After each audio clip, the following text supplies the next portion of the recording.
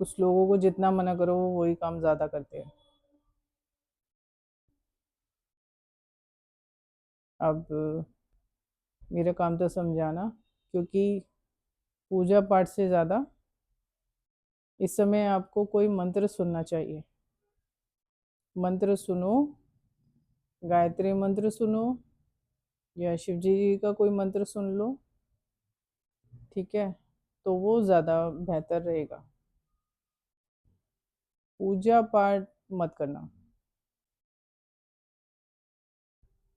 क्योंकि वो वर्क नहीं करेगा, आपकी मति उल्टी कर देगा। अगर इन दिनों में आप पूजा पाठ करते हो तो वो आपसे उल्टे काम करवाएगा। आपका ही पूजा पाठ कह रही हूँ मैं, पूजा पाठ, ठीक है। तो कुछ मत करना, सिर्फ दो बत्ती लगाओ और जाप सुनो, मंत्र को सुनो। जाप भी मत करो, मंत्र को सुनो। अब कोई ग्रहण करता है ना, जैसे श्रीमद् भागवत महापुराण, ठीक है, उसको कोई पढ़ता है तो वो अंदर जाता है।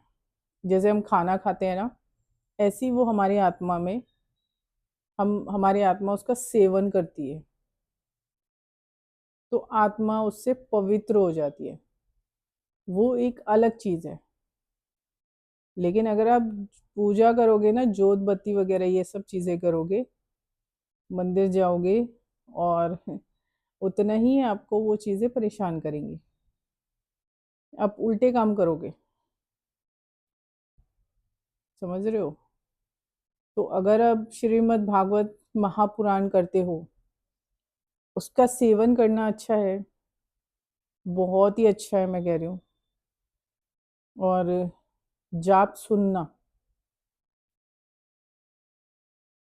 तो उसका जो, उसका भी एक तरीके से सेवन होता रहता है, कानों के द्वारा भी सेवन उसका होता रहता है, ठीक है। फिर जो नारायण है, सीधे कान में आके बैठ के आपकी सुरक्षा करते हैं। मेरी तो करते हैं, आप करोगे या नहीं करोगे वो आप पे डिपेंड करता है। जिसकी श्रद्धा भक्ति होगी वो ही कर सकता है, ठीक है। वो कान पर आके बैठते हैं और सुरक्षा करते हैं, ये उनका तरीका है। क्योंकि कानों के जरिए ये चीज़ें अंदर जाने की कोशिश करती हैं, तो उस दौरान नारायण आ जाते हैं और कानों पे विराजमान हो जाते हैं। मैं जब भी ये इसका सेवन करती हूँ, और फिर वो सुरक्षा देते हैं। मेरे बहुत प्यारे नारायण भैया, वो बहुत ज़्यादा, मतलब मेरे सिर पे उनका हाथ हमेशा रहता है, वो रखते हैं। तो आप, जो मैं कह रही हूँ ना, तो ये समझ लो एक तरीके से उनकी भी वाणी चलती ही है, क्योंकि मैं उसका सेवन करती हूँ और वो आशीर्वाद देते हैं मुझे। तो आप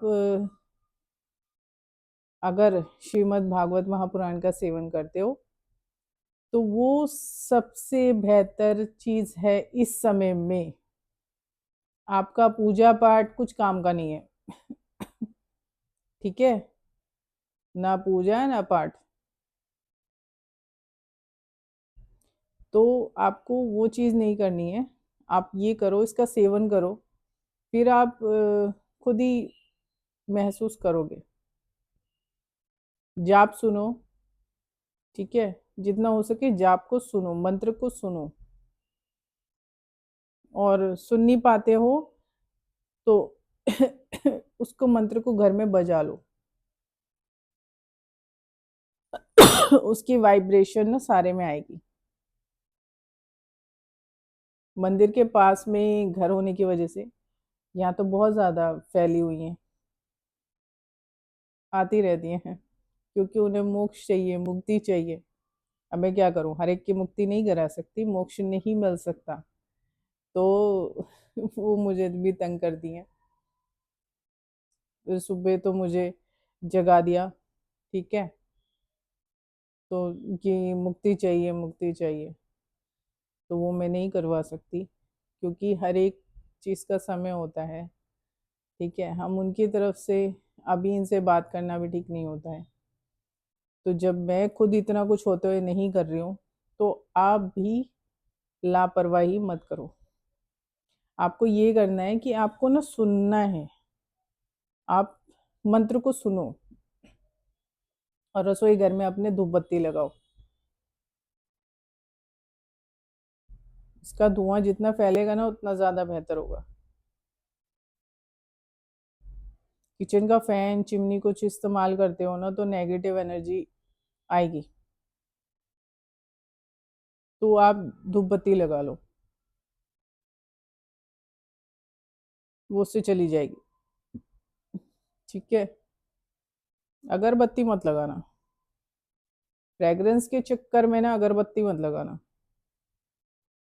वो आपसे उल्टा काम करा देगी। जो ये चीज़ों का ऐसा होता है कि आपकी मति को फेरने में 1 सेकंड नहीं लगाएगी, तो ये गलती मत करना। धूप बत्ती लगाओ, उससे कोई दिक्कत नहीं होगी, ठीक है। और अपना खाना जो बना रहे हो आप सुरक्षित रख लो, धूप बत्ती लगा के ब्रह्म मुहूर्त में लगाओ और किचन में रख दो, ब्रह्म मुहूर्त में तो ज़रूर, ठीक है। अगर उसमें फ़ैन वगैरह चला रहे हो आप, तब उस समय भी लगाओ। थोड़ा सा धुआं कर लो, मैं ये नहीं कह रही हूँ कि भर के रख लो, धुआं कर लो, लेकिन थोड़ा सा ही कर लो, लेकिन करो।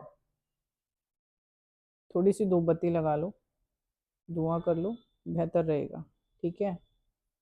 आगे जैसे मेरे महादेव की इच्छा, मेरे नारायण भैया की इच्छा,